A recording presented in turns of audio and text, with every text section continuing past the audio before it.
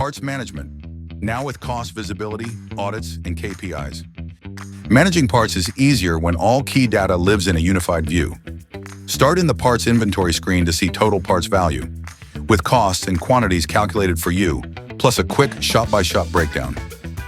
From there, add or update parts with their cost and category, such as fast-moving or high-value parts. Set a price per part to track the exact value of every item and manage total inventory cost in real time.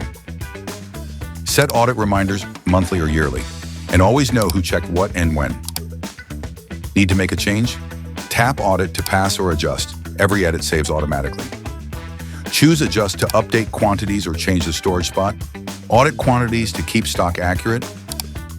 Catch discrepancies before they cause downtime or double orders. All these changes appear right in your main parts table, which now shows each part's value, category, turnover rate, and the last time it was audited. So your team always has one clear, up-to-date view of what's in stock and where it is. View total value and last audit date at a glance. Get instant visibility into inventory health and financial impact in one screen. Unified Parts Management, now live in Clue.